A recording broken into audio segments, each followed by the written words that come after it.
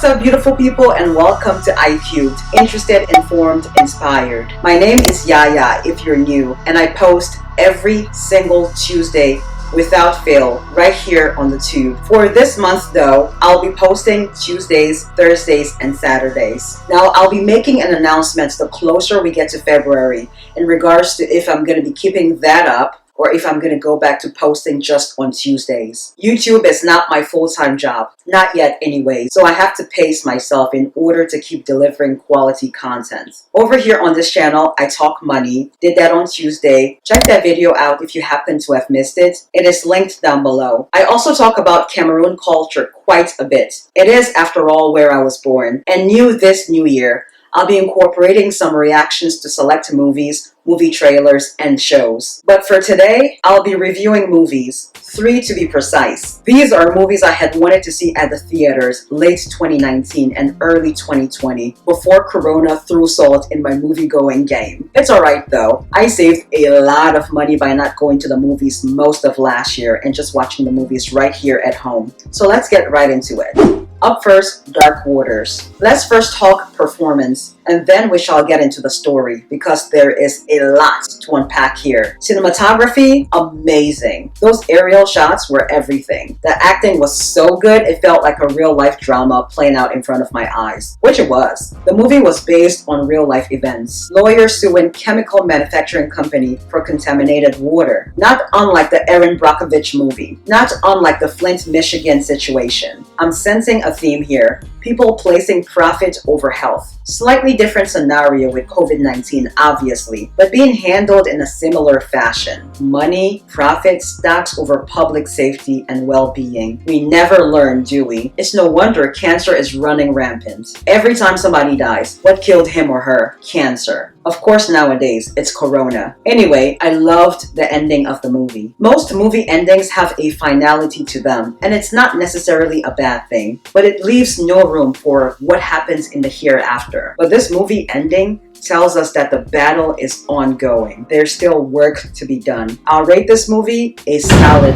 A. Strongly recommend watching. Concerns everyone alive. Second movie on my list, The Gentleman.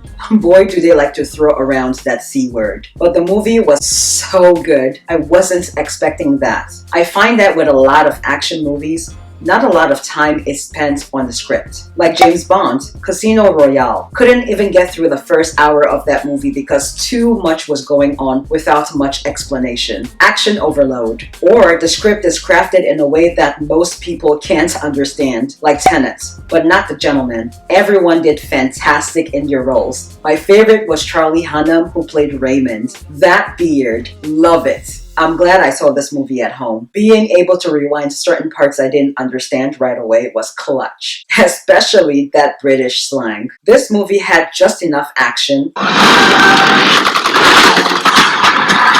just enough humor, Hugh Grant, ladies and gentlemen. Lovely. And just enough class.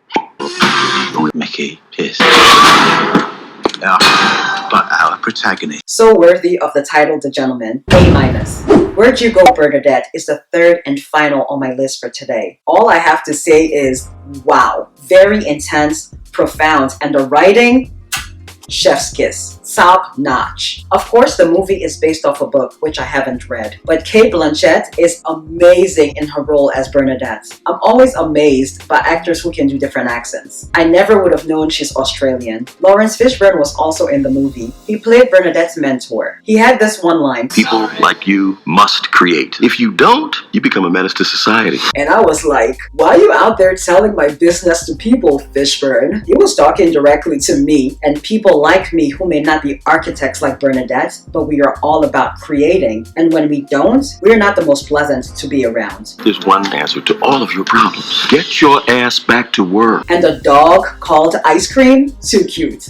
Also, just because a service has 100 positive reviews on Yelp doesn't mean anything. This movie proves that no matter how smiley, happy-go-lucky, or picture-perfect a person's life appears to be, there's always something they're dealing with. And it doesn't necessarily have to be anything life-threatening. There are levels to this stuff. One of my favorite YouTubers, Brinny Lee, and I've referenced her in these videos, says this, and she could have gotten this from somewhere else. I'm not entirely sure. The grass, sweetie, is not greener on the other side. It is green where you water it. In other words, stop comparing yourself to others or wishing you had someone else's life. You don't know what you're struggling with or had to go through to be where they are. This movie gets an A+ from me. And with that, I conclude this video. Thumbs it up if you like it, and share, comment, and subscribe. All that good stuff. It helps my engagement. You guys are awesome, and I'll see you guys on Saturday. Bye!